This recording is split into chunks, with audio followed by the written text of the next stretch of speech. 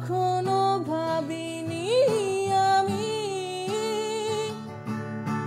ব্যথা দিয়ে তুমি চলে যাবে।